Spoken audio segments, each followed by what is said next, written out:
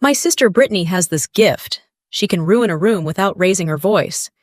She just smiles, says something cute, and lets everyone else do the damage. That's how it started at my cousin Emily's wedding. I arrived at the venue a little late because my flight got in behind schedule, and the rental car line moved like it was being powered by a hamster. I'd changed in the airport bathroom, smoothed my hair in the mirror like that would fix anything, and drove straight to the reception. The place was one of those renovated barns that cost more than my first car and comes with string lights as a personality. There was a big wooden sign near the entrance that said, "Happily Ever After." Brittany should have been standing next to it selling lies by the pound. I walked in and spotted Emily right away, glowing like she hadn't been stress sweating over seating charts for the last 6 months. She ran over and hugged me so tight my ribs complained. "You made it," she said like she'd been holding her breath. "Wouldn't miss it," I told her. I had to threaten a TSA agent with my worst small talk, but I got here. She laughed, then pulled back and looked at me with that worried expression people get when they know your family is your biggest hazard. "You okay?" she asked quietly. "I'm fine," I said, which in my family is basically a prayer. I found my seat card and felt my stomach dip. Table 12, way in the back, not near Emily, not near the people I actually like.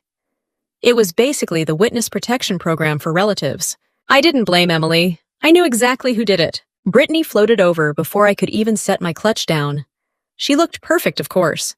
Hair done, makeup, done dress, expensive enough to make you feel guilty for breathing near it. "There she is," Brittany said, like she was announcing a celebrity who'd fallen off.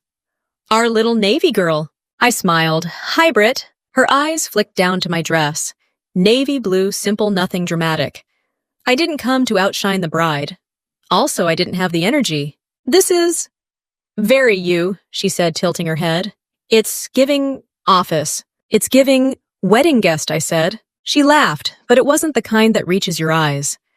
Then she leaned in like she was sharing a secret. "Just a heads up," she said. "Try not to do the whole Navy thing tonight. People are here for Emily and Ryan, not, you know." She waved her hand vaguely in my direction, like my entire life was a weird hobby. I nodded. "Don't worry, I'm not here to recruit anyone." "Good," she said brightly. "Because last time you talked about work, Aunt Carol asked me if you drive the boat." I stared at her. "Aunt Carol thinks the ocean has lanes." Brittany's smile widened. "Exactly, so let's keep it light." Then she walked away, already scanning the room for her next audience. I sat down at table 12 with people I recognized only by DNA. A second cousin I'd met once at a funeral. A great aunt who smelled like perfume and opinions. A guy who looked like he'd rather be trapped in traffic than make conversation. They all did that polite thing where they smile, then immediately look for someone more interesting. "So, Megan, my great aunt," said, dragging my name out like it had lint on it. "Brittany tells us you work at the base." I kept my face neutral. "I'm in the Navy, yes." She nodded slowly. "Doing what exactly?" "Submarines," I said. Her eyebrows jumped. "Oh, like paperwork for submarines." I took a sip of water. "Something like that." That was my first mistake. In my family, any opening becomes a full-blown performance. Across the room, Brittany had already formed a little circle. I watched her lean in hand on her chest, laughing like she was telling the funniest story anyone had ever heard. Then I heard my name. Not loud, but loud enough. The kind of loud that's meant to travel. "Megan's always been so intense," Brittany said. "She'll tell you she's doing submarine stuff, but it's mostly base work. You know how it is. Someone's got to do the schedules." Someone in her group laughed. I stared straight ahead like I hadn't heard it. My jaw tightened anyway. Emily's mom walked by and gave me a sympathetic look. She didn't stop. Nobody ever stops. In my family, stepping in is considered rude. Public humiliation is fine as long as it's funny. Dinner happened. Speeches started. Ryan's parents spoke, then Emily's mom. People clapped, cried, dabbed at their eyes, told sweet stories. The room softened. It almost felt safe. And then my dad stood up. Frank Caldwell. He's the kind of man who loves the military in theory. Flags, parades, slogans. He'll thank strangers for their service in the grocery store, but forget to ask his own kid how she's doing. He tapped his glass with a fork. The room quieted. "Ladies and gentlemen," he said, smiling like he was about to bless us with wisdom. "I just want to say how proud we are of Emily and Ryan." Polite applause. And Ryan Dad continued, turning toward the groom. "You're the real deal. Navy officer. Submarines. That takes guts. It's real service. Ryan nodded, respectful. He looked like a good guy. Calm, steady. The type who doesn't need to be the loudest person in the room to be taken seriously. Dad lifted his glass. And you know, he said, chuckling, we've got another Navy person in the family. My stomach sank before he even said it. He pointed right at me with his glass. There she is, Dad announced. My daughter Megan. Every head turned, like I was being spotlighted. I felt heat rush up my neck. I forced a small smile because that's what you do when you don't want to cause a scene at someone else's wedding. Dad kept going. Megan likes to tell people she's in the Navy too, he said, smiling wider. But she's not exactly doing what Ryan does. A few people laughed. Not mean laughter, more like confused laughter. The kind people do when they're not sure if something's funny, but they don't want to be the one sitting there like a statue. Brittany's laugh was the loudest. Dad shrugged like he was being humble on my behalf. She works at the base, he said. Desk job kind of stuff. Paperwork schedules. You know. Important, I guess, but not exactly the glamorous side. I sat perfectly still, hands folded in my lap, feeling like my chair was sinking into the floor. Someone at my table murmured, awkward. I wanted to disappear. I also wanted to grab his microphone and explain a few things. But I didn't. I stayed right where I was because Emily deserved one night without my family turning everything into a cage match. Dad raised his glass higher. So here's to Emily and Ryan, he said. May your marriage be full of the honor and dedication that real service requires. The room echoed the toast. Glasses clinked. People smiled. The band started up again, and I sat there watching my own father publicly shrink my entire life into a punchline, while my sister practically sparkled with satisfaction. That was the moment I decided I was leaving early. I pushed my chair back carefully, quietly. No drama, no announcement, just a clean exit. As I stood up, someone stepped into the edge of my space. It was Ryan. He didn't smile like a wedding guest. He looked focused, almost tense, like he'd just heard something he couldn't ignore. Ma'am, he said quietly, the word coming out like habit, not politeness. Could I speak with you for a second? He wasn't asking like a cousin-in-law making small talk. He was asking like someone who knew exactly what he was doing. Ryan nodded toward a side hallway near the doors. Just for a minute, he said. I followed him, trying to keep my face calm, even though my heart was hitting my ribs like it wanted out. My feet kept moving down the side hallway, but my brain was still stuck on my dad's glass, pointing at me like I was a joke with a dress on. Ryan stopped near a service door, where the music faded into a muffled thump. The light back there was dimmer, the air cooler, like the building itself knew this conversation didn't belong on the dance floor. He turned to face me, and hesitated for half a second, like he was deciding whether to say what he was about to say. Commander Caldwell, he asked quietly. I didn't answer right away. My first instinct was to shut it down, smile politely, and pretend I misheard him. The second instinct was worse, to ask him why he was calling me that, when I'd spent years making sure nobody in my family ever did. So I went with the only option that wouldn't make me look like I was auditioning for a daytime talk show. Yes, I said. Ryan's shoulders lowered a little, like he'd been holding his breath. Okay. Thank you. I didn't want to be wrong. You're Ryan, I said, studying him. Ryan Parker? His face flickered. Yes, ma'am. That, ma'am, wasn't a wedding thing. That was a muscle memory thing. I exhaled through my nose. How do you know me? He rubbed the back of his neck. This is going to sound crazy because you're... you. And I'm standing here in a tux. Welcome to my night, I said. Ryan gave a quick, tense smile. I'm the engineering officer on New Hampshire. We've been in a few joint briefs with your team over the last year. I kept my face still, but my stomach tightened. That was real. That was specific. That wasn't some guy trying to impress his new in-laws with military buzzwords. You didn't recognize me, I said. Not at first, he admitted. You look different out of uniform, and your hair is down. But when your dad said your name, it clicked. And then he started talking like... He stopped himself, like he didn't want to insult my father at his new wife's cousin's wedding. The man had manners. My family could borrow some. Like I'm a receptionist, I offered. Ryan's jaw tightened. Yes, ma'am. I held up a hand. Stop with the ma'am. We're at a wedding. If anyone hears you, it'll turn into a whole thing. He nodded quickly. Understood. Sorry, it's habit. It's fine, I said. It's just not helpful tonight. Ryan looked past me toward the reception hall. Does your family really not know what you do? They know I'm Navy, I said. They've just... Decided what that means. He frowned. But your dad just told a room full of people you do paperwork. Yeah, I said flat, he did. Ryan didn't laugh. He looked genuinely rattled, like he'd stepped into a situation that didn't match the story he'd been handed. Commander, he said again, softer this time. Why would he say that? I stared at the wall for a moment because if I looked at Ryan while answering that question, I might accidentally tell the truth with my whole face. It didn't start tonight, I said finally. Tonight was just the public version. Ryan waited. He wasn't pushing, but he wasn't letting me dodge either. So I gave him the short, clean version. The version that fit in a hallway between a wedding and a family implosion. Brittany has been telling people I'm basically a glorified admin for years, I said. She says it like it's helpful, like she's translating my life into something everyone can understand. And your dad believes her, Ryan asked. My dad believes what's comfortable, I said. And what's comfortable is the idea that I didn't really make it. Ryan's eyes narrowed.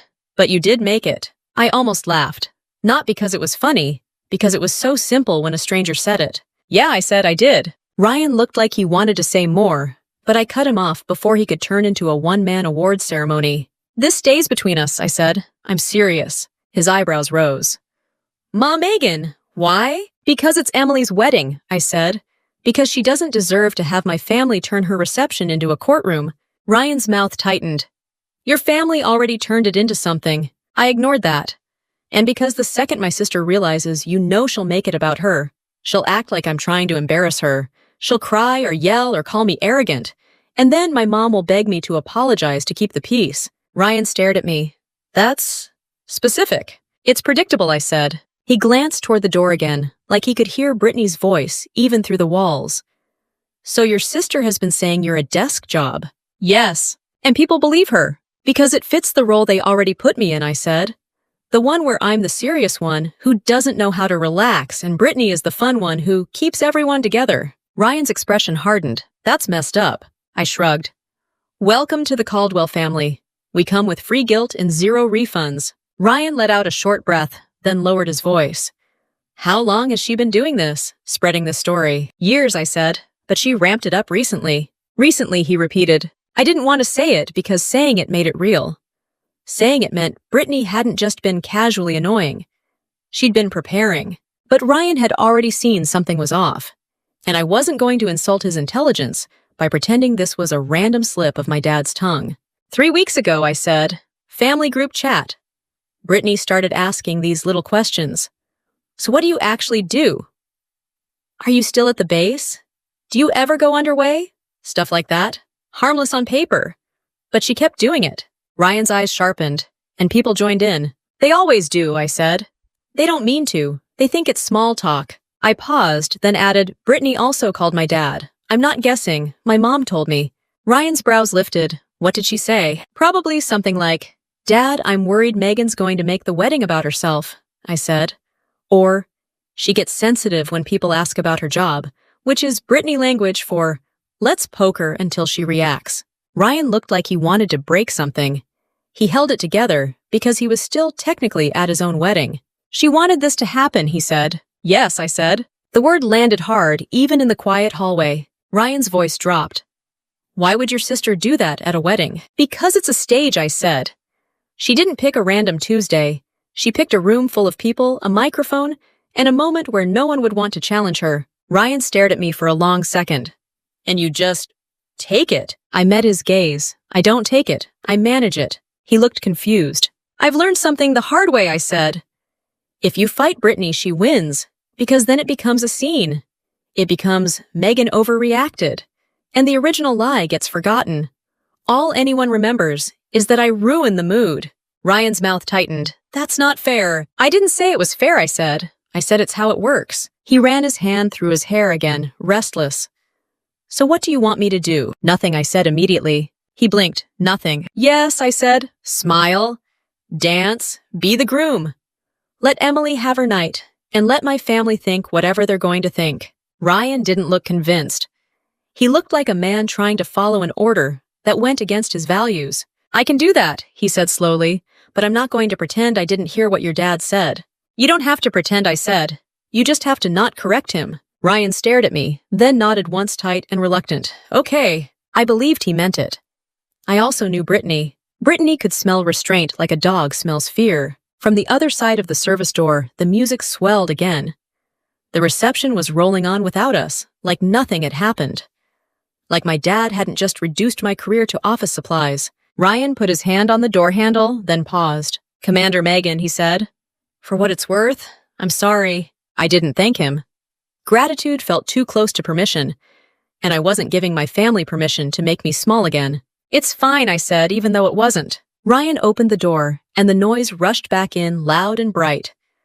I followed him out, putting the polite face back on like a mask I'd worn so long it almost fit. Across the room, Brittany was by the bar, with a little group laughing like she'd invented joy.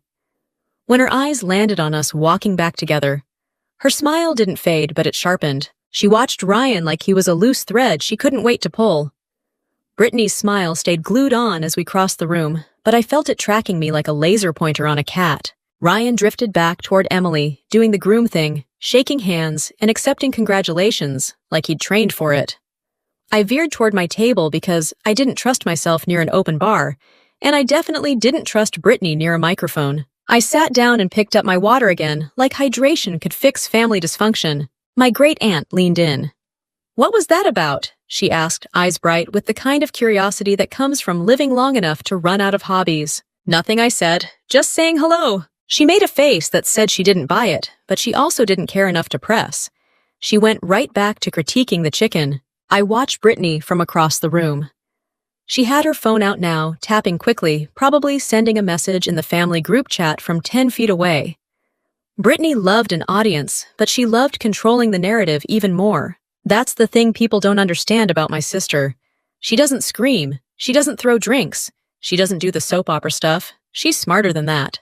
Brittany plants a version of reality and lets it grow. And in my family, it grows fast because everyone's already holding the watering can. I could have shut it down years ago. I could have corrected people every time they called my job-based work or support. I could have pulled out my phone and said, "Actually, I'm an unrestricted line officer, submarine warfare qualified," and watched their faces do that blank thing people do when they realize they've been confidently wrong.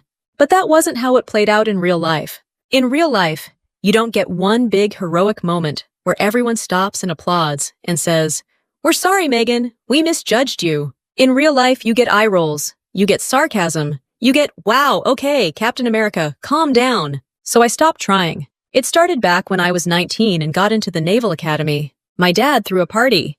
Not a quiet family dinner either. A full-on backyard thing with burgers and flags, and him telling anyone who'd stand still long enough that his daughter was going to be an officer. He looked proud in a way I didn't see often. Brittany looked proud too at first. Or at least she looked like she wanted people to think she was proud. She posted photos with captions like, "My sister is going to serve our country." Then the attention shifted from her to me, and the temperature changed. The academy was hard. Not in a movie way. Hard in a real way, where your schedule doesn't care about your feelings, and your body feels like it belongs to the government. I came home on breaks exhausted and quiet, and Brittany would call it acting superior. I remember sitting at the kitchen table once, trying to eat a bowl of cereal in peace. Brittany walked in and said, "So do they teach you how to yell at people yet?" I didn't even look up. "They teach us how to listen," I said. She laughed like that was the funniest thing she'd ever heard. "Sure. You're going to be one of those." "One of what?" "One of those people who thinks their job makes them better." I said I'm literally just trying to finish my cereal. She rolled her eyes and walked away like I'd disappointed her by not starting a fight. And my dad, of course, heard about it later and said, "You don't have to be so sensitive. She's just joking." That became the family motto. She's just joking. She's just blunt. She's just being honest. Meanwhile, I was learning that the fastest way to lose in my family was to react. After I graduated and commissioned, I picked the submarine community. That decision alone turned into a whole thing. My dad acted like I'd told him I was moving to Mars. "Submarines," he said. "That's intense. Is that even appropriate for you?" "For me," I repeated. For a woman, he clarified like he was doing me a favor by saying the quiet part out loud. Brittany jumped in, smiling sweetly. "I mean, Dad's just worried. It's a tough world. Maybe you should pick something easier." I said I picked what I earned. Brittany's smile tightened. "There it is." My dad told everyone I was going into some kind of specialized program. He didn't say submarines again for months. It was like if he didn't name it, it wasn't real. When I earned my submarine warfare qualification, I called home. I was proud. Not look at me proud, just proud. My mom answered and she was happy for me in that soft way she has. Then she put my dad on the phone. He said, "So what is it, you got a pin?" "Yes," I said. "It's a big milestone." He paused, then said, "Okay, good." That was it. No questions, no interest. Just a quick good like I told him I changed my oil. Brittany texted me later. "Must be nice getting trophies for doing your job." I stared at the message for a long time. Then I deleted it. Over the years it got worse, not better. Not because my career was secret, because my career didn't match the story Brittany wanted to tell about me. At family events, if someone asked what I did, Brittany would answer first. She works at the base, she'd say. If I tried to correct it, Brittany would make a face and go, "Okay, sure, whatever you say." If I stayed quiet, the moment passed. And then my dad would walk over later and say, "Why do you always have to make things awkward?" Me, not Brittany, not the lie. Me. So I stopped correcting. I learned to make my life small in that room so I could keep the peace. The funny thing is, outside that room, my life was anything but small. I spent years learning a job that punishes ego and rewards competence. You don't get to be dramatic on a submarine. You don't get to slam a door and storm off.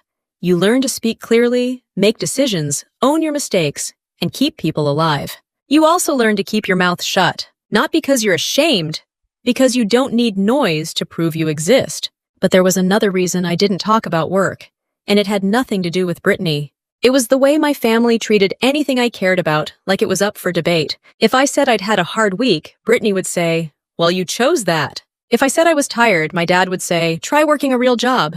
If I said I was proud of something, Brittany would laugh and say, "Okay, sure." After enough of that, you stop offering pieces of yourself to people who treat them like cheap samples at the grocery store. So I gave them less and less. I told them I was busy. I said work is fine.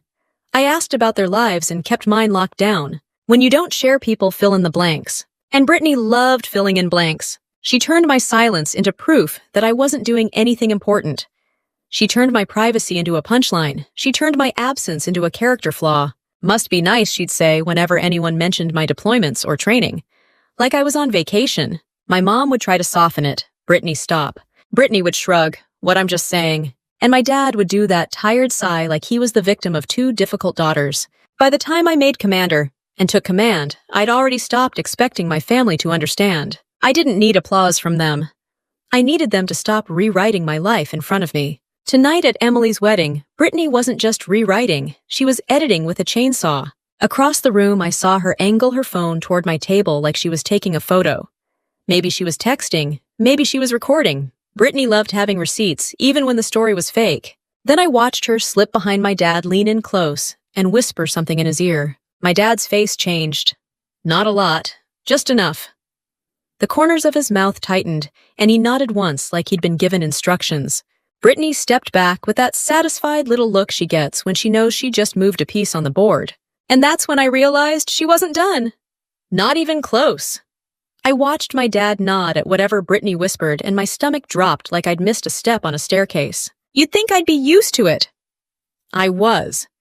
I just wasn't used to it happening at someone else's wedding with a DJ in a photo booth. I forced myself to breathe and stand up like I was just stretching my legs.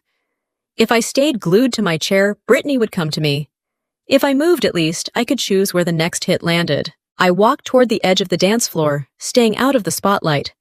Emily was in the middle of a group of friends, laughing, cheeks flushed the way a bride should look. I caught her eye and gave her a small smile so she wouldn't worry. She smiled back, relieved, and turned back to her friends. Good. Let her have that. I headed for the little hallway near the restrooms where it was quieter, and nobody tried to talk to you unless they needed a mint. I leaned against the wall for a second and let my shoulders drop. Then my mom appeared like she'd been summoned by tension. Linda Caldwell could sense conflict the way some people sense rain. She walked up with that careful smile that always meant, please don't make a scene, even if you're the one being attacked. Honey, she said, smoothing her dress, are you okay? I looked at her and kept my voice even. I'm fine. She didn't believe me, but she also didn't want me to say anything more. My mom didn't do problems. She did damage control. Your dad, she began, then stopped. What about him, I asked. She winced. He shouldn't have said that. He shouldn't have said a lot of things, I replied. My mom's eyes flicked past me toward the reception hall. Brittany's just, you know how she is.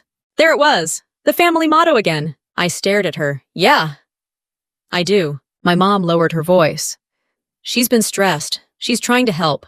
Help who, I asked. She didn't answer because the answer was obvious and embarrassing. Help Brittany. Before my mom could keep defending the indefensible, a loud laugh exploded from the main hall. It had Brittany's signature all over it. Big and bright, meant to pull heads. My mom tensed. Please, she said softly. Just let it go tonight. I looked at her, and for a second, I wanted to say what I'd been wanting to say for 20 years. Why do I always have to be the one to let it go? But Emily's wedding was still happening 10 feet away. So I swallowed it. I'm leaving early, I told her. My mom's face tightened. Don't. People will notice. That's kind of the point, I said. Before she could respond, Brittany appeared holding 2 champagne flutes, like she was delivering peace offerings. Megan, she called, voice sweet and loud. There you are. My mom's shoulders lifted with panic. Brittany always showed up right when my mom tried to smooth things over, like she had a radar for private conversations. Brittany handed my mom a flute, then offered me the other one. I didn't take it. Brittany's smile stayed fixed. Oh, come on. Don't be weird. It's a wedding. I'm not drinking, I said. Brittany blinked dramatically. Wow, still intense. My mom cleared her throat. Brittany, honey, maybe. Brittany cut her off, still smiling. I just wanted to check on her. She looked like she was going to cry earlier. I looked Brittany dead in the face. I wasn't. Brittany tilted her head. See that tone? You always do that. My mom shifted uncomfortably, clutching her champagne like it was a lifeline. Brittany leaned in closer, lowering her voice just enough to pretend it was private, but not enough to actually be private. I didn't mean anything by it, she said. Dad was just joking. Everybody knows you're Navy. Nobody cares about the details. That's funny, I said. You seem to care a lot. Brittany's eyes narrowed for half a second. Then she smiled wider. I care about Emily having a perfect night, and you know how you get when attention isn't on you. There it was. The accusation served cold and casual. My mom inhaled sharply. Brittany held up a hand, still smiling. It's okay, Mom. I'm just being honest. I felt my pulse thump in my ears, but I kept my voice calm. If you were being honest, you'd stop talking about me. Brittany laughed light and fake. See, you're so sensitive. People can't even joke around you. I stepped back. I'm going back in. Brittany moved with me, matching my pace like she was escorting me to my own humiliation. As we walked into the main hall, she raised her voice again. Not yelling, just projecting. Hey, Brittany called to a nearby cluster of relatives. Guess who's hiding in the hallway? A couple of heads turned. My uncle gave me a quick look, then looked away like he didn't want to get involved. Brittany held her flute up and grinned. Megan was about to sneak out early. Military life must have trained her to do quick exits. Some people chuckled, not everyone, but enough. I felt my jaw tighten. I kept walking, trying to act like I wasn't the main attraction in Brittany's little performance. We reached the area near the bar where Ryan had been earlier. He was across the room now, talking with some of Emily's relatives. He glanced over, and I saw his expression shift when he caught Brittany's tone. Brittany noticed too. Of course she did. Brittany never missed a camera angle. She took a step closer to me and said with just enough volume for a few tables to hear, Ryan seems like a nice guy. A real officer. He probably doesn't get to hear about the administrative side of the Navy much. I stopped walking. My mom's face went pale. She knew. She knew Brittany was about to cross a line. I turned to Brittany. Drop it! Brittany's smile turned playful, like I'd challenged her to a game. Drop what I'm complimenting you. I'm saying your work matters too. My mom whispered, Brittany, please. Brittany ignored her and lifted her voice again, aiming it like a spotlight. Ryan, she called out, waving her flute. Come here for a second. Ryan looked up surprised. He hesitated, then started walking over polite, because he's the groom, and he can't exactly pretend he didn't hear his name. Emily's eyes flicked over too. She looked confused, then uneasy. Ryan reached us, and Brittany beamed like she was doing him a favor. Ryan, you should hear about Megan's Navy job, she said. She does all this behind-the-scenes stuff at the base, like schedules and reports. It's honestly impressive in its own way. Ryan's gaze snapped to me quick and controlled. I gave him a look that said, don't. He didn't speak yet. He just stood there, jaw tight. Brittany kept going because she could sense the power in the moment. You know, she said, laughing lightly. Megan used to act like she was going to be some kind of big military hero. But she couldn't hack it, so now she does the safe stuff. My mom let out a small sound like she'd been punched. The words hit me in a weird way. Not because they were new, because she'd said them out loud at a wedding in front of the groom like she was proud of it. I looked at Brittany and felt something in me go still. Ryan's posture changed. Subtle but unmistakable. His shoulders squared. His eyes hardened and he took a slow breath, like he was holding back a response that was already lined up. Brittany wasn't watching him. She was watching me. She wanted me to react. She wanted me to be the dramatic one. I didn't give her that. I just said evenly, we're done. Brittany's smile twitched. Megan. No, I said. I'm not doing this. She opened her mouth again, and that was when my dad appeared behind her, like the final boss in a bad video game. Frank stepped in with that confident look he gets when he thinks he's restoring order. What's going on? He asked, eyes on me, not Brittany. Brittany slid right into his side like she belonged there. Nothing, she said quickly. Megan's upset because we were joking. My dad sighed, already annoyed. Megan, come on. Don't do this tonight. I stared at him. Don't do what? Make it weird, he said. Ryan doesn't need to hear about. He waved his hand vaguely toward me. All that. Ryan's eyes flicked to my dad, then back to me. My dad didn't notice. He was too busy doing what he always did, deciding I was the problem before he heard the full sentence. I felt Ryan shift beside me like he was about to step forward. I caught his eye again and gave him the smallest shake of my head. He didn't move. But he didn't relax either. Brittany lifted her flute and laughed softly like she'd won. See, Dad gets it. Let's just have fun. Ryan's gaze stayed on Brittany for a beat too long, and I knew right then Brittany had finally pushed the joke past the point where it could stay a joke. Ryan's stare didn't soften, and that's when I decided I needed air more than I needed to win an argument with my own DNA. I stepped back, turned slightly like I was headed to the restroom, and walked away before Brittany could grab the moment and turn it into another story about my attitude. My mom's eyes followed me with that helpless look, like she wanted to help, but didn't know how without making herself a target. I kept my pace steady.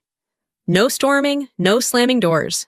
Just a clean exit. I made it to the side hallway again, the one with the service door, and the muffled music, and I leaned my hand against the wall for a second. My heart was beating too fast for someone who wasn't running. That's the thing about being calm on the outside. Your body still keeps score. Footsteps came behind me. I expected Brittany. I expected my mom. I expected someone to tell me to let it go. Instead, it was Ryan. He stopped a few feet away, far enough to give me space, close enough to make it clear he wasn't leaving. Megan, he said quietly. I didn't look at him right away. You should be with Emily. I will be, he said. But I'm not letting that slide. I exhaled and finally faced him. Ryan? He lifted a hand, not rude, just firm. I know you told me to do nothing. I'm trying. I really am. But your sister just said you couldn't hack military life. Yeah, I said flatly. That's her favorite line. His jaw tightened. She said it like it was a fact. She's been saying it for years, I replied. Ryan held my gaze, and for the first time since I arrived, I felt like someone was actually seeing the situation instead of just watching for entertainment. How does your family not know? He asked again, quieter. They're talking about you like you're not who you are. I let out a short laugh that had no humor in it. They know enough. They just don't respect it. Ryan shook his head. But your dad believes Brittany, I finished for him. Because it's easier than admitting he didn't pay attention. Ryan looked like he wanted to argue, then stopped. He seemed to realize he was stepping into a family system he couldn't fix in a hallway.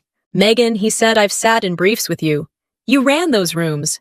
You're not a desk job. You're you. I leaned back against the wall again. Please don't do the you're amazing thing. I don't need a pep talk. His lips pressed together. It's not a pep talk. It's a fact. I looked at him for a moment, then said what I hadn't said clearly enough before. Ryan, this stays between us, I repeated. No public corrections, no big speeches. Emily does not deserve that. Ryan's eyes narrowed. So you're just going to let them keep lying? I kept my voice steady. I'm going to let the wedding be a wedding. He stared at me like he couldn't decide if that was noble or insane. Then he said, Can I ask you something without you thinking I'm judging you? I shrugged. Sure. Why didn't you ever tell them? He asked. About command. About anything. I didn't love that question because it sounded like blame, even when people didn't mean it that way. So I gave him the simplest answer. Because every time I shared something, they made it smaller, I said. So I stopped sharing. Ryan's face tightened. That's awful. It's practical, I corrected. They can't mock what they don't understand. And they don't understand what they don't hear. Ryan's expression shifted slightly, like he was putting pieces together. Your sister, he said slowly. She's not just joking, she's trying to define you. Yes, I said. Thank you. That's the word. Define. Ryan stared at the floor for a second, then back at me. And you let her. I pushed off the wall sharper than I meant to. No, I endure her. He blinked. I'm sorry, that came out wrong. It's fine, I said, then softened my tone. Look, Brittany feeds on reaction. She wants me to correct her so she can call me arrogant. She wants me to argue so she can say I ruined the mood. She wants me emotional because then she gets to be the calm one. Ryan's eyes flashed. So the only way to win is not to play. In that room, I said, nodding toward the reception, yes. Ryan's shoulders lifted as he breathed in. Then he exhaled slowly, like he was forcing himself to accept an order he didn't like. Okay, he said. I won't blow up your family at my wedding. Thank you, I said. He looked at me, then said, but I need to understand something. I raised an eyebrow. He lowered his voice. Does your sister know I know? I hesitated. Not yet. Ryan nodded once. She will. She's watching. I didn't argue. Yes. Ryan shifted his weight, restless. So what's the plan? There isn't one, I said. I'll leave early. That's my plan. Ryan's mouth tightened. And you're okay with that? I stared at him. No, but I'm capable of it. He held my gaze, then said, Megan, your dad just told a room full of people you couldn't hack military life. And Brittany just repeated it, I added. Ryan's eyes darkened. In front of me. I almost smiled. Yeah, she's bold. Or careless, he said. I didn't respond. Because that was the first hopeful thing I'd heard all night. Careless people make mistakes. Ryan's phone buzzed in his pocket. He checked it quickly, then grimaced. Emily's looking for me, he said. Like he was annoyed at the timing, even though he loved his wife. We're supposed to do pictures with her aunt. I nodded. Go, be the groom. He looked at me like he wanted to do more. Like he wanted to pull out his uniform ID and slap it on a table. Instead, he said, I'm sorry you're dealing with this. I shrugged. I've dealt with worse. He gave a short, humorless laugh. Yeah, I believe that. Ryan moved toward the door, then paused with his hand on the handle. One more thing, he said. I looked at him. He spoke carefully, like he was choosing words that wouldn't trigger alarms. You're still the commanding officer, right? Not just selected. Yes, I said, in command. He nodded, as if hearing it again made it even more absurd that people were calling me support staff. Okay, he said quietly. Then I'm going to treat you like it. I frowned slightly. What does that mean? It means, he said, I'm not going to stand there and let someone disrespect my CO like it's party entertainment. I felt my pulse jump. Ryan! He held up his hands. I'm not saying I'm going to make a scene. I'm saying I'm going to be careful. And if I have to choose between being polite and being honest, he didn't finish the sentence. He didn't have to. I looked at him and felt a strange mix of gratitude and dread, because Ryan was right, and Brittany was watching. Ryan opened the door and stepped back into the noise and light of the reception.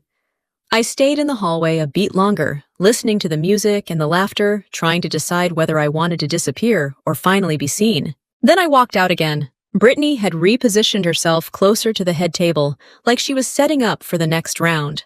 And when she spotted me returning, she lifted her glass in a little toast of her own, smiling, like she already knew exactly how this was going to end. Brittany lifted her glass, like she was cheering for me, and I knew that was her version of a warning. I walked back to my table anyway, because sitting was the only thing keeping me from doing something dumb like grabbing the mic and announcing my resume to a room full of people who didn't deserve it. I took my seat, picked up my water, and stared at the condensation like it was a life coach. Across the room, Brittany leaned into a cluster of relatives near the head table. She wasn't even subtle now. She kept glancing over at me, then at Ryan, then back at her audience, like she was lining up the shot. My dad had moved closer to her too. He looked relaxed, like the whole thing was handled, like he'd made the point he wanted to make. My mom hovered near the dance floor with Emily's mom, smiling too hard. Ryan was doing groom duties, pictures, hugs, congratulations, moving through the room with polite control. But every time he passed within sight of Brittany, his posture tightened. He wasn't staring at her like he wanted a fight. He was watching her like he was tracking a problem. And Brittany noticed. She didn't like being watched. She liked being the one holding the spotlight. So she decided to take it back. It happened fast. Brittany waved at someone, and suddenly, my Aunt Carol was walking toward my table like a missile with a handbag. Carol is the kind of woman who thinks being direct is a personality. She's also Brittany's biggest fan. Mostly because Brittany flatters her, and I don't. Carol stopped at my table and smiled like she'd been assigned a task. "Megan," she said loudly, "come over here. We want you in a photo." I looked around. A photo of what? The family, she said, as if I was being difficult on purpose. The Caldwell side. I glanced toward the head table and saw Brittany standing there, phone already in hand, framed by string lights like she was about to host a game show. Of course. I stood up because refusing would become a story too. I walked over, and as soon as I got close, Brittany stepped in front of me like she was directing traffic. "There you are," she said brightly. "Okay, everyone, squeeze in. Megan, stand right here." She placed me in the center, slightly forward. Not close enough to look included, just close enough to be visible. Like a prop. Ryan was nearby with Emily, who looked happy, but tired. Emily's eyes flicked to me, and then to Brittany, and I saw her face tighten for a second. She knew something was off, but she didn't know how to stop it without blowing up her own night. Brittany lifted her phone. Smile. The flash went off. Then Brittany didn't lower the phone. Instead, she turned her head toward Ryan and called out in a voice that carried across half the room. "Ryan, come here for a second." Ryan looked up. He hesitated, then walked over because ignoring your own name at your wedding is a little hard. Emily followed confusion on her face. Brittany beamed. "Ryan, meet more of the family. You've met Megan already, right?" Ryan's eyes flicked to me. "Yes." Brittany clapped her hands once like she was thrilled. "Perfect. Because I was just telling everyone how funny it is that you two are both Navy." A couple of people chuckled. Some people leaned in. I could feel the air shift, like the room was changing from celebration to entertainment. Ryan's expression stayed neutral. "Okay." Brittany angled her body toward the group, like she was setting a stage. "So Ryan, you're a real officer, right? Like you go out on the boat and do all the serious stuff." Emily's mouth opened slightly. Brittany waved her off. "I'm just asking. I'm trying to understand. Megan never explains anything." I said evenly, "Because you don't let me." Brittany's smile twitched. "See that tone again?" My dad chuckled from behind Brittany. All right, he said like this was all harmless teasing. Brittany kept going. "Anyway," she said, looking at Ryan, Megan's Navy job is different. She's more on the administrative side." Ryan didn't respond right away. He just stared at Brittany, and I could see the math happening in his face. Brittany mistook his silence for permission. "She works at the base," Brittany continued. "Schedules reports. You know, support stuff. Which is fine. Someone has to do it." I felt my jaw tighten, but I kept my voice calm. "Drop it." Brittany laughed lightly. "Drop what I'm explaining. People get confused." Ryan's eyes flicked to me again, and I gave him a look that said, "Don't." He didn't move, but his shoulders squared a fraction. Brittany leaned closer to Ryan, lowering her voice, just enough to act like she was sharing a private joke, but still loud enough for the nearest table to hear. "Megan used to act like she was going to be this big military hero," she said, smiling. "But she couldn't hack military life, so now she does the safe stuff." There it was again, her favorite line. This time with an audience and the groom as her trophy. Emily's face went pale. She looked at me like she wanted to apologize and didn't know how. My mom's eyes went wide, and she took a step forward like she might actually intervene. Then she stopped, because intervening meant picking a side. My dad laughed, not a big laugh, a supportive laugh, the kind that says good one. That laugh did something to me. Not anger, not hurt, something colder. Because Brittany didn't just say it, my dad endorsed it. Ryan's posture changed in a way that was unmistakable if you've spent any time around military people. His spine straightened. His chin lifted slightly. He didn't puff up. He locked in. Brittany noticed and smirked like she'd just proved a point. "You get it," she said to Ryan, nodding toward my dad. "Dad's always been honest about Megan's limits." I spoke before Ryan could. "Brittany, stop." Brittany's eyes flashed. "Why?" "Because you don't want your little base job exposed." My dad sighed. "Megan, you don't have to be defensive." I turned to him. "I'm not being defensive. I'm asking you to stop letting her talk about me like I'm not standing here." He frowned like I'd insulted him. "It's a joke." "It's not a joke if you keep repeating it," I said. Brittany lifted her hands dramatically. "Okay, fine. I'm sorry. I didn't realize we were all so fragile." A few people laughed again, the wrong kind. I looked around and saw faces watching us, curious, entertained, uncomfortable. No one was stopping it. No one was saying, "Hey, this is a wedding." The room wasn't a room anymore. It was a stage, and Brittany was holding the script. Ryan took a slow breath through his nose. His eyes stayed on Brittany, then flicked to my dad, then back to me. I could almost hear him deciding. I stepped half a pace closer to Ryan and lowered my voice.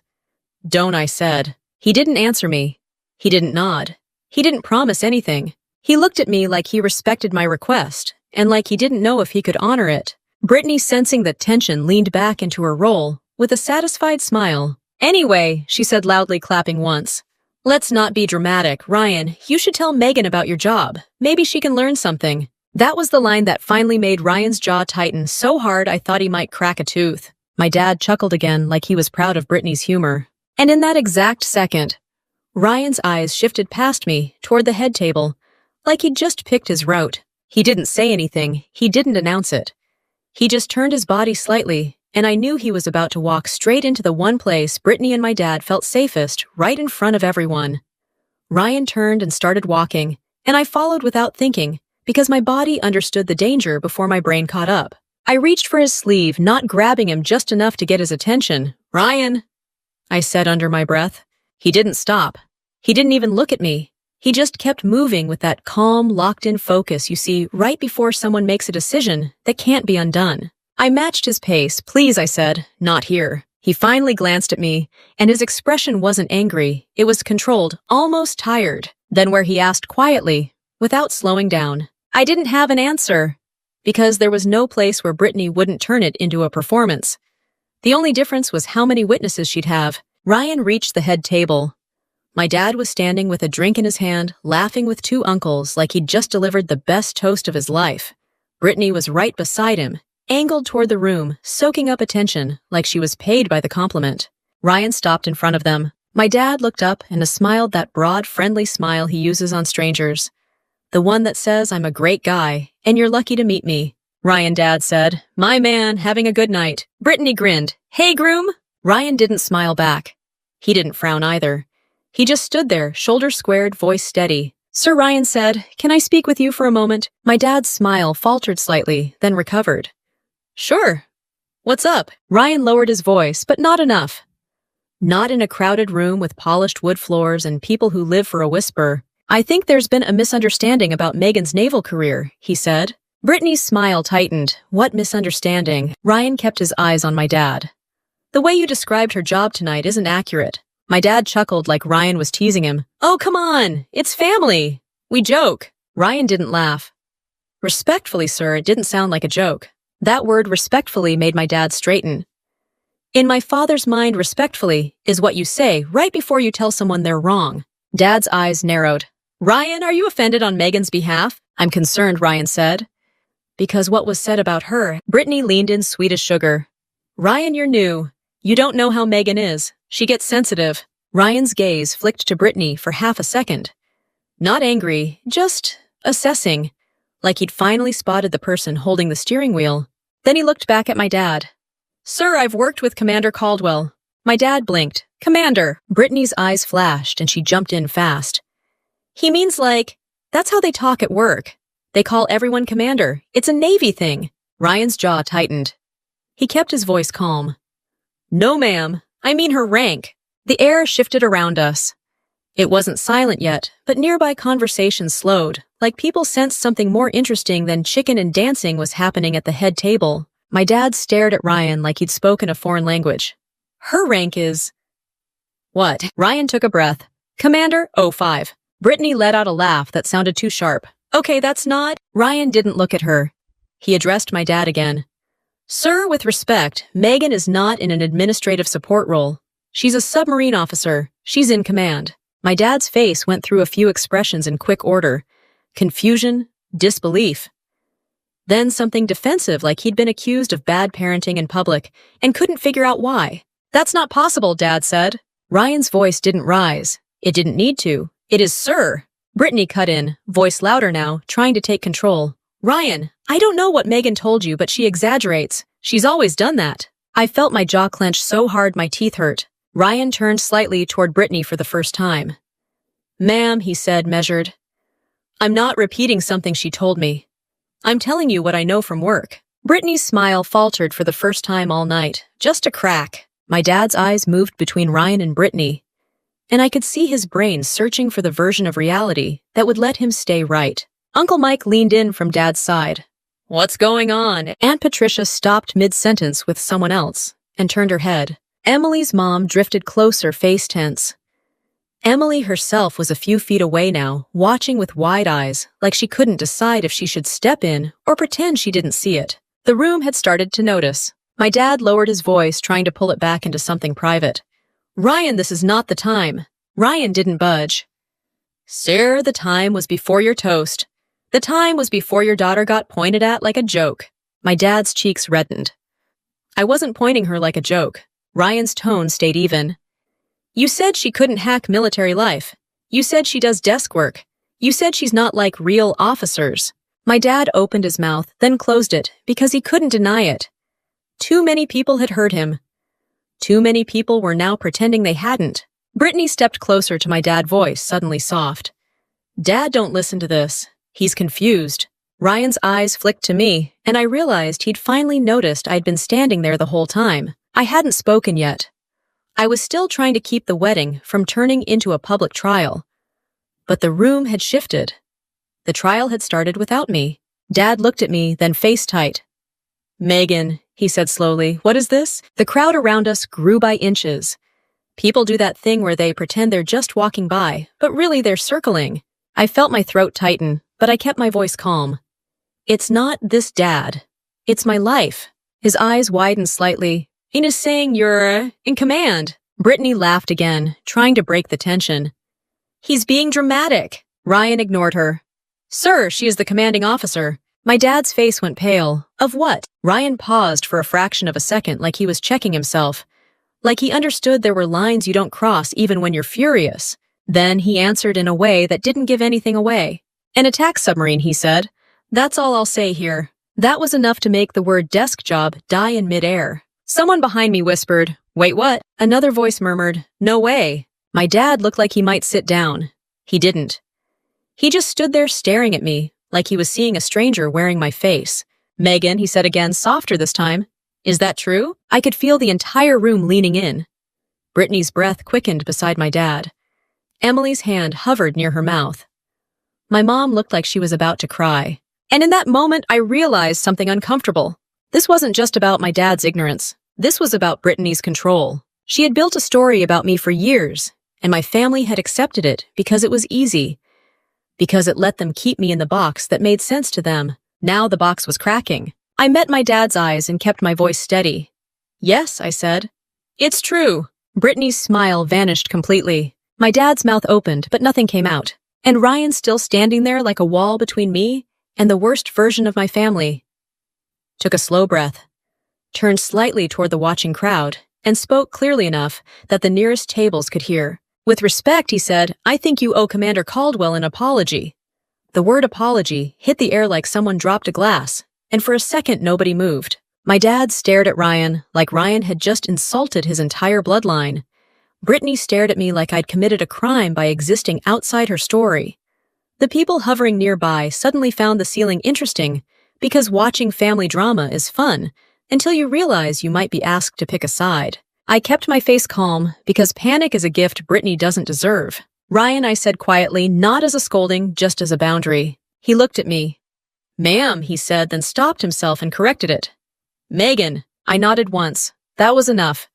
I didn't need him to fight for me. I needed him to stop giving my sister more oxygen. My dad cleared his throat. This is ridiculous, he said, voice shaking slightly. If Megan was whatever you're claiming, we would know. I didn't raise my voice. I didn't have to. You would know, I said, if you ever asked. My dad flinched like I'd slapped him. Brittany jumped in fast, because silence is where the truth lives. Oh my God, she said, with a laugh that was way too high. Here we go. Megan's doing her thing. My thing, I repeated. Brittany gestured broadly at the people nearby. The dramatic reveal. The look at me, I'm important thing. I looked around at the faces watching us. Emily looked terrified. My mom looked like her heart was breaking. Uncle Mike looked uncomfortable. Aunt Patricia looked like she was mentally rewriting her memory of every family barbecue. I didn't feel important. I felt tired. Brittany, I said evenly, the only person making this dramatic is you. Brittany's eyes flashed. Excuse me? You've been talking about my job all night, I said. You've been talking about it for years. So don't pretend you're shocked someone finally corrected you. My dad stepped forward, voice tight. Megan, why didn't you tell us? I held his gaze. Because when I did tell you things, you laughed. Or you minimized it. Or Brittany turned it into a joke, and you let her. My dad's jaw worked like he wanted to argue, but couldn't find the right angle. That's not fair, he said. I gave him a small nod. You're right, it's not fair. Brittany scoffed. You're acting like we abused you. Dad made a toast. It was funny. Ryan's expression hardened again, and I could feel him ready to jump back in. I cut that off by keeping my voice calm and direct. It wasn't funny, I said, and you know that. Brittany's smile returned thin and sharp. I know you can't take a joke. I looked her in the eye. A joke ends. You don't. That landed. I saw it land. Even Brittany's little circle of supporters shifted uncomfortable. My mom stepped forward finally. Brittany, she said softly, stop. Brittany's head snapped toward her. Mom, don't. My mom's voice shook, but she didn't back down. I'm asking you to stop. Brittany looked stunned, like she'd just watched gravity reverse. My dad didn't notice. He was still staring at me, fixated on the part that made him look bad. So, what are you? Then he asked. What do you actually do? That question after 2 decades would have been funny if it hadn't been so pathetic. I'm a submarine officer, I said. I'm an unrestricted line officer. I'm qualified. I've been in for 22 years. My dad blinked. 22. Yes, I said 22. He looked at Brittany as if Brittany could translate. Brittany opened her mouth, then closed it. For once, she didn't have a script ready. I continued keeping it simple because the moment you over-explain people, stop listening and start judging your tone. I'm a commander, I said. I'm the commanding officer of an attack submarine. A few people gasped softly. Not loud, just enough. Aunt Patricia whispered, oh my God. Uncle Mike muttered, no kidding. My dad's face drained of color. That's not, he swallowed. That's not a desk job. No, I said, it isn't. Brittany tried to laugh it off again. Okay, but what does that mean? You drive it, you. Stop, my mom snapped louder than she probably intended. Brittany froze. I looked at my mom with a flicker of surprise. She looked embarrassed, but she held her ground. My dad turned back to me. Why didn't you tell us you were in command? I didn't soften it. If I softened it, he'd hear comfort instead of truth. Because you decided a long time ago what I was capable of, I said. And you never updated your opinion. My dad's eyes shone with something that might have been shame, or might have been anger that shame was happening in public. That's not true, he said weakly. I nodded toward Brittany. Then why did you let her say I couldn't hack military life? Why did you laugh? My dad looked at Brittany, then away. Brittany recovered enough to go on offense. Dad laughed, because it was true, she said quickly. Megan always acts like she's better than us, and we're allowed to joke. Allowed, I repeated. Brittany's voice rose just slightly. Yes. Allowed. She disappears for months, shows up twice a year, acts like she's too good for family stuff, and then expects us to treat her like some hero. I stared at her. I don't expect anything from you. That's not what it looks like, Brittany snapped. Ryan stepped forward half a pace, then stopped himself, jaw tight. Emily touched his arm, eyes wide silently, asking him not to turn the reception into a brawl. I kept my voice level. Brittany, you've been trying to keep me small since I was 19. Brittany's face twisted. That is not true. It is, I said. You liked it when people clapped for you. You didn't like it when they clapped for me. So you found a way to make sure nobody clapped. The crowd around us went quiet in that uncomfortable way where everyone realizes this isn't just a random argument. It's a pattern. My dad's voice cracked. Megan, I didn't know. I looked at him. You didn't want to know. He flinched again. Brittany's eyes darted around the circle. She could feel the room slipping away from her. She tried one last move. She turned to the nearest relatives and laughed like she was inviting them to join her. Okay, everyone, she said, bright and forced. This is getting ridiculous. Megan's obviously had a long day and she's... No, my mom said firm now. Brittany, you're the one making it ridiculous. Brittany's mouth fell open. Emily finally spoke, voice shaking. Brittany, please. Not tonight. Brittany snapped her head toward Emily, like she couldn't believe Emily dared to say her name without permission. Ryan turned slightly toward Emily, protective, then looked back at me, eyes steady. He didn't look like a groom anymore.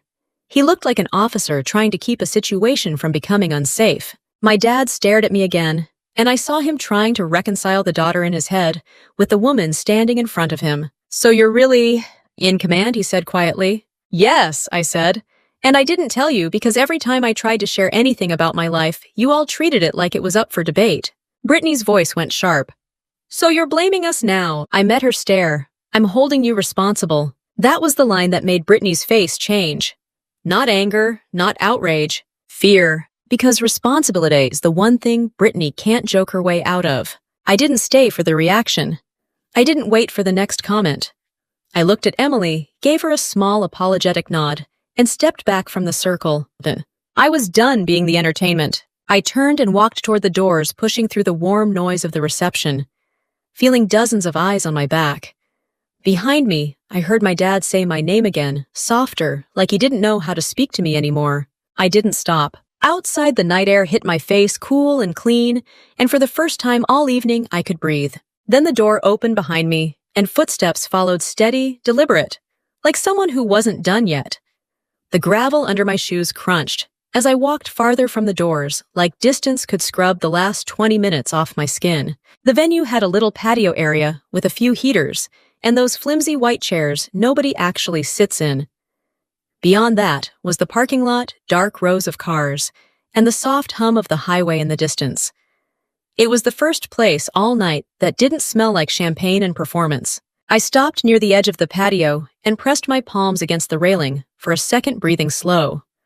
I wasn't trying to calm down. I was trying to stay functional. The door behind me opened again. Footsteps, not rushed, not hesitant, intentional. I didn't turn right away because if it was Brittany, I didn't trust myself not to finally say something that would get quoted at Thanksgiving for the next decade. But the steps stopped a respectful distance behind me. "Megan," Ryan said. I turned. He was outside now, Tuck's jacket open tie slightly loosened, like the night had finally found a way to touch him.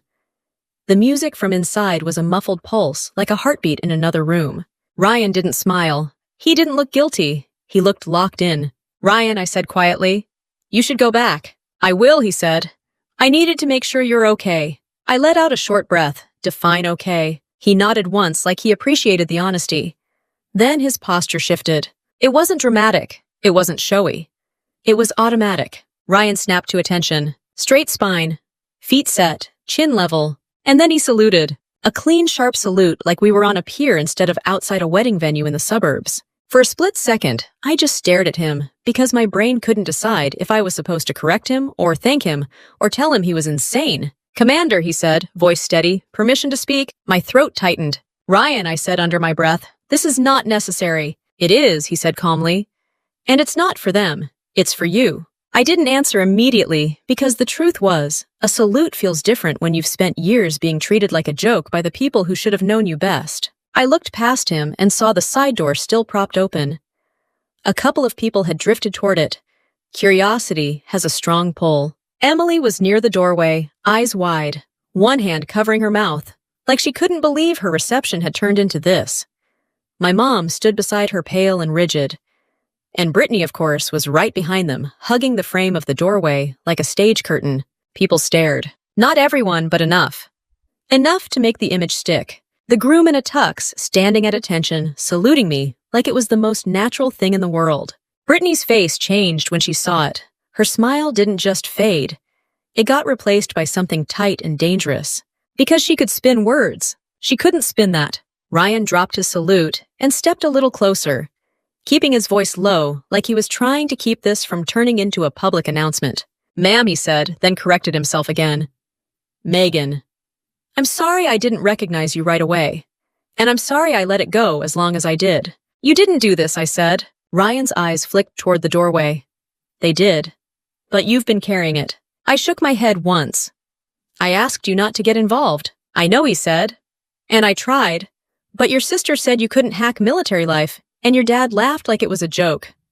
I couldn't stand there like a decoration. My mom stepped onto the patio, then hands clenched at her sides. "Megan," she said softly. I looked at her. "Mom," she swallowed. I didn't know it was this bad." I almost laughed.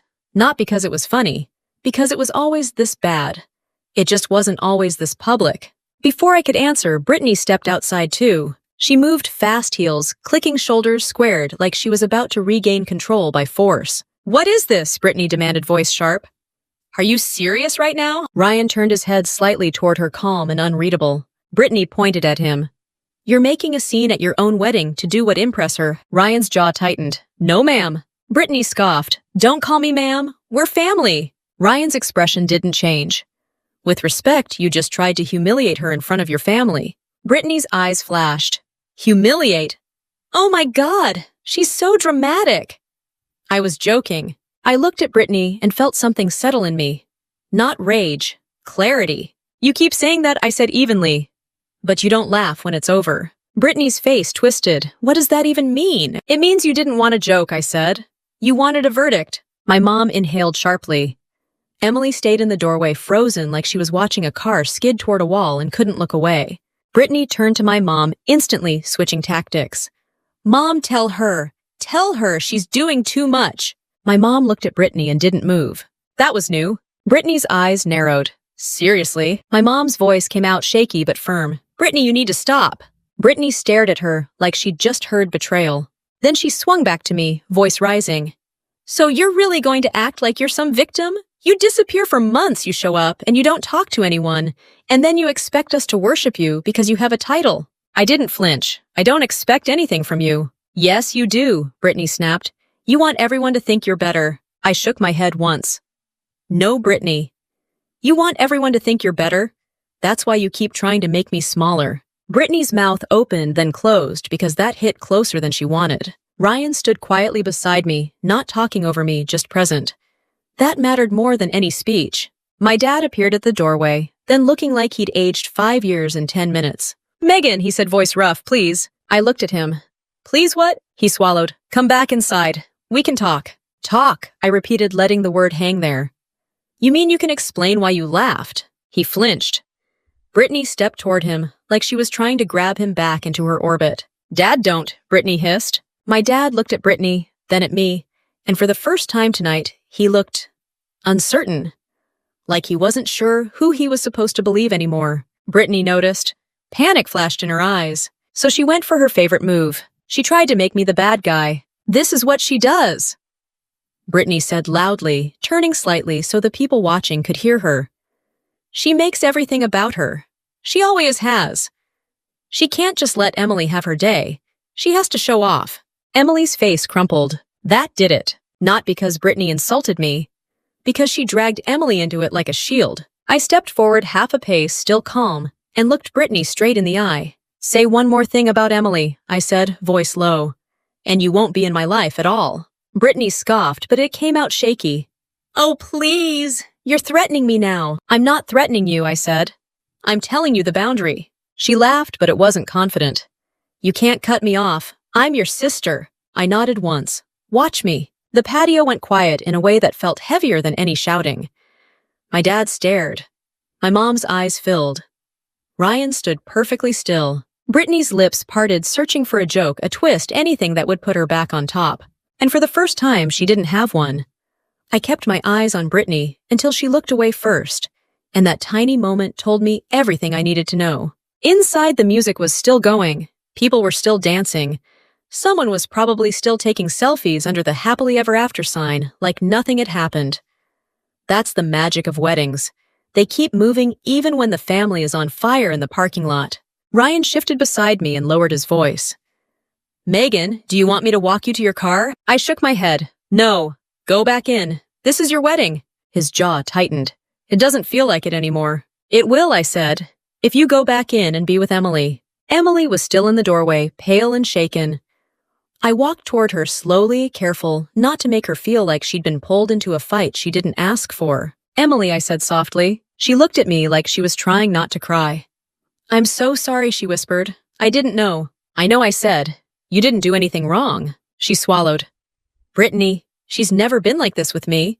She's like this when she thinks she's losing," I said, then immediately regretted saying anything that made Emily feel like she had to pick sides. Emily's eyes darted toward Brittany, who was now standing stiffly near the patio heater, pretending she wasn't panicking.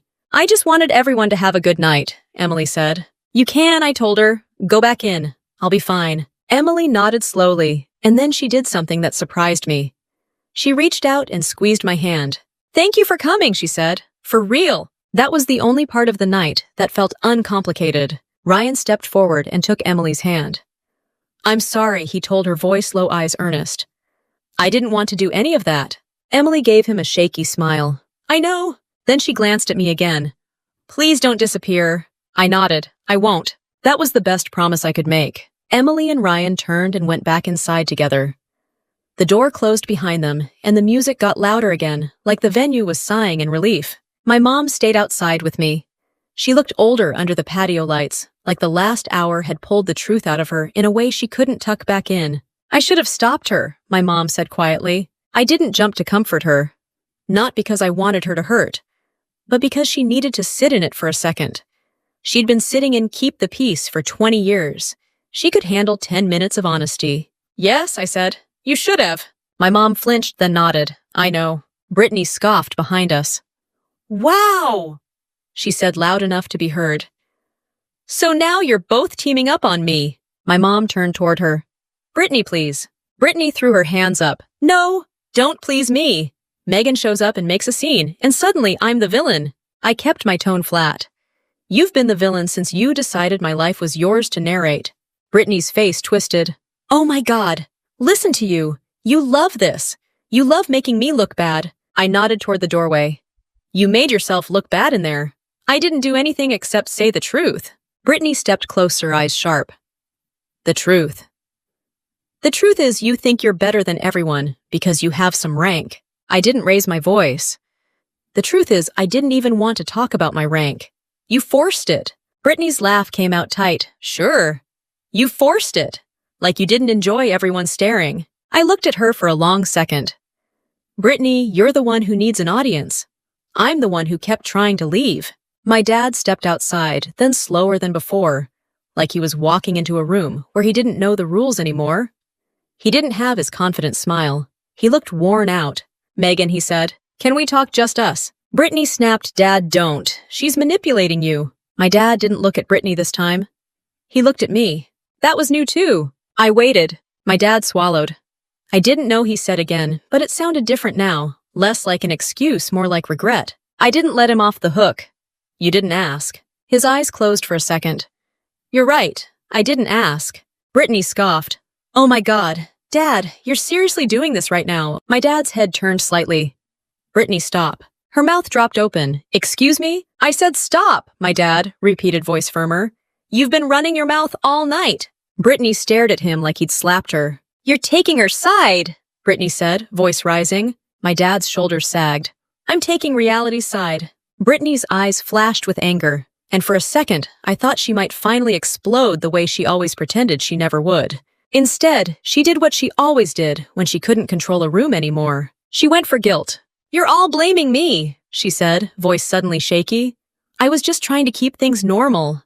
Megan always comes in acting like she's above us, and, Brittany, I cut in calm normal for you is me being smaller than you? Her lips parted, and she looked genuinely stunned, like she couldn't believe I'd said it out loud without apologizing afterward. My dad exhaled hard. Megan, I'm sorry. I looked at him.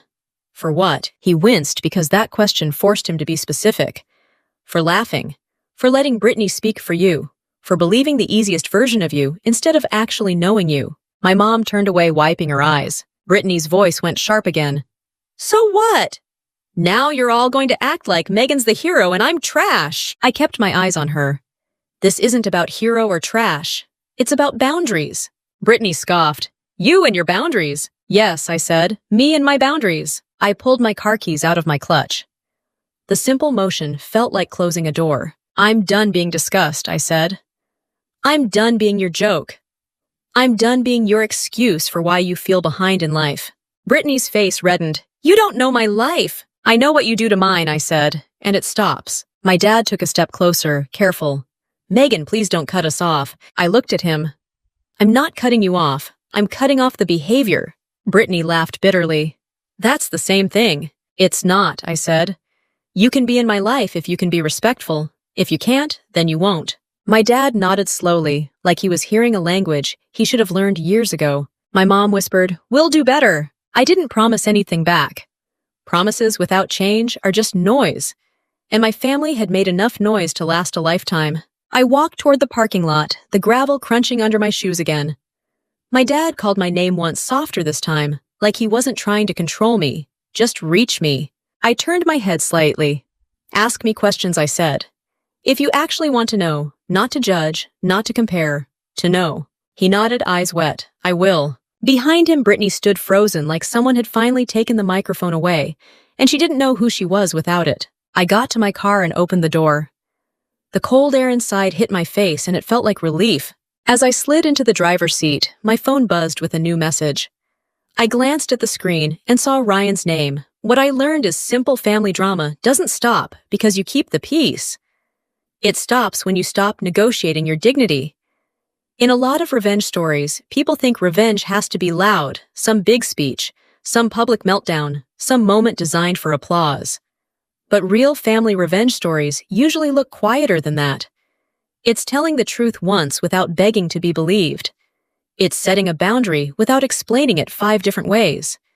It's walking away from people who only feel tall when you're made small. My sister didn't lose because I embarrassed her. She lost because she couldn't control the story anymore, and I finally stopped letting my own family define my Navy career like it was a rumor. If you're into revenge stories, family revenge stories, and real-life family drama, where the truth hits harder than yelling, hit subscribe and stick around. I post stories like this all the time, and you don't want to miss the next one. Want to miss the next one. Want to miss the next one. Want to miss the next one. Want to miss the next one. Want to miss the next one.